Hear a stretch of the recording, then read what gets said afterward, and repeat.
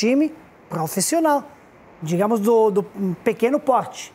E acho que estadual tem que servir para isso. Concordo contigo, cara. Seria um charme para os estaduais nesse momento. Lá na Europa, você jogar com a garotada, até para o torcedor do Flamengo, do Vasco, do Fluminense, do Botafogo, conhecer quem são os garotos que daqui a pouco tempo poderão brilhar no time de cima. Eu estou ouvindo a Bárbara e o Pet concordando essencialmente com a missão do estadual no futebol brasileiro, do campeonato estadual, mas cada federação tenta, na base do regulamento, garantir as estrelas principais, meio na marra nos jogos. Eu acho que esse caminho também acontece em São Paulo, não é só no Rio. Mas eu fiquei pensando numa coisa, e o treinador? A Bárbara falou, o título brasileiro permitiu que o Flamengo e seu treinador, Rogério Ceni, entrasse em descanso de 2 semanas. Né? O Flamengo só volta aos trabalhos do Flamengo principal no dia 15. Vai perder até o clássico com o Fluminense. O jogo com o Resende e o jogo com o Fluminense. Cada time tem um texto nesse calendário maluco que emendou. Né? Então, o time que foi campeão, ele pode se dar o luxo de ter esses 2 semanas de descanso, até porque ele manteve o treinador. O treinador consegue trabalhar à distância, já conhece os jogadores e tudo mais. Os outros 3 grandes do Rio trocaram o treinador. O Roger no Flu, Marcelo Cabo no Vasco, o Chamusca no Botafogo. Para eles, o processo de inclusão do time principal tem que ser mais rápido, né? Porque eles estão acabando de chegar. Então, cada clube tem sua especificidade. Está acontecendo também em São Paulo isso, porque o calendário emendou.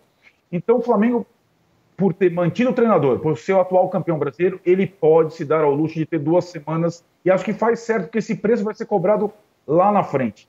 Se você não tiver uma pausa agora, uma mínima pausa, provavelmente quando as competições se atropelarem, brasileiro, Libertadores, etc., Copa do Brasil, você vai estar cortado. O Rogério e o Flamengo podem se dar ao luxo de descanso e preparação em 2 semanas, enquanto os jogos, como disse o Pet, vão cavando minimamente seu espaço em partidas importantes que valem 3 pontos. A gente está defendendo aqui que cada clube decida o que acha melhor fazer. Exatamente. Né? O Fluminense nem pode esperar, porque na semana que vem, dependendo do que rolar domingo, ele já joga Libertadores. Na terça-feira. Na terça-feira. Né? Então, assim, o que a gente está defendendo aqui é que cada clube faça o que achar melhor com o seu elenco. Ou não joga, né? O Ele ou o Santos. Oi? Ou não joga, talvez entre para o grupo de frente. Então, a depender do que acontecer domingo, pode ser que o Fluminense jogue semana que vem na Libertadores, né? O Grêmio também. Se ele perder a final da Copa do Brasil, será ele Grêmio. Em 2 dias. 2 dias depois, na pré-Libertadores. Fala, Bárbara. Por isso que eu abro falando que o Flamengo está com a faca e com o queijo na mão e que, para ele, como o Arnaldo usou a palavra luxo, é realmente um luxo, porque ele acabou de ser campeão brasileiro. Porque eu não sei como seria também se não tivesse sido, tá? Tô levantando só uma bola, assim. Eu não sei como seria para ele se não tivesse sido campeão brasileiro. Então, ainda existe uma pressão que não é, para mim, uma pressão equilibrada em relação ao trabalho do treinador, quando a gente entende que o time principal não vai ser utilizado num primeiro momento. Eu acho que a paixão, o clássico dos campeonatos estaduais nem permite uma continuidade nesse trabalho se não tiver resultado logo de cara. O time usou uma dupla de zaga que já é conhecida do torcedor, que é o Natan e Noga, né? E é uma dupla de zaga super vitoriosa no time sub-20 do Flamengo. Então, eles já subiram com um cartaz. Olha, essa é a dupla que arrebenta nas categorias de base.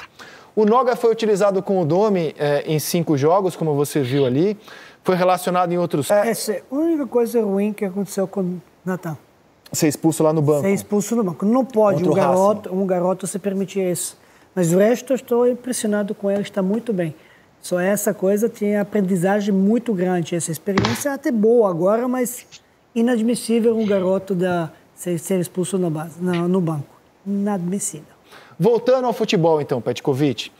Eu pergunto dessa dupla de zaga porque os 2 jogadores que o Flamengo contratou, o Gustavo Henrique e o Léo Pereira, para a função, não dá para dizer que eles se firmaram no time. Tanto que o Rogério colocou o Ilharão na zaga.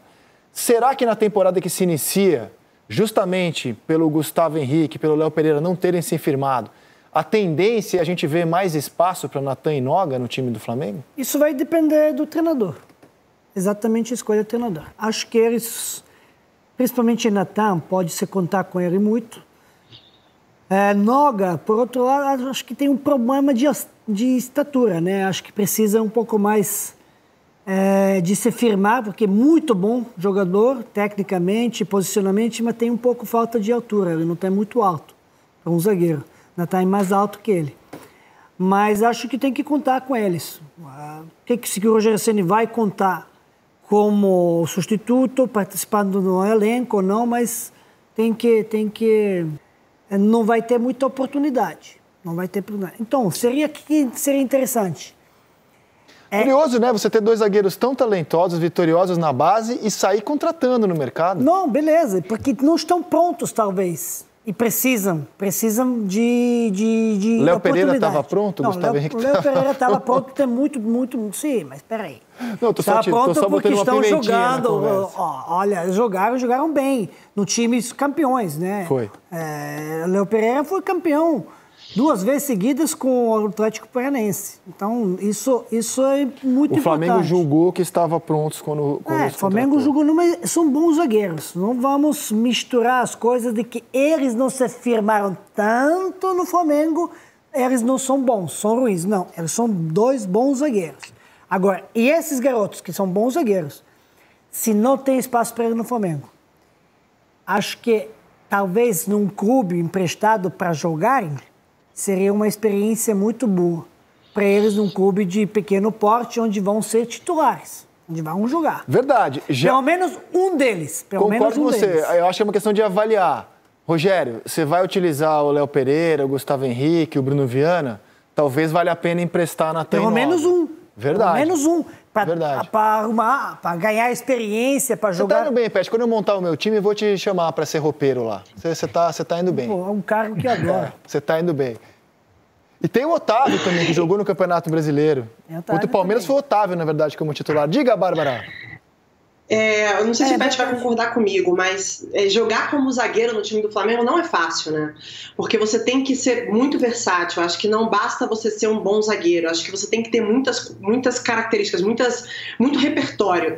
Porque é um time que constrói a jogada desde o seu sistema defensivo, é um time que joga com linha alta, é um time que, às vezes, né, acaba ficando muito no mano a mano pela exposição que o time tem durante o jogo, pela forma como ele se coloca.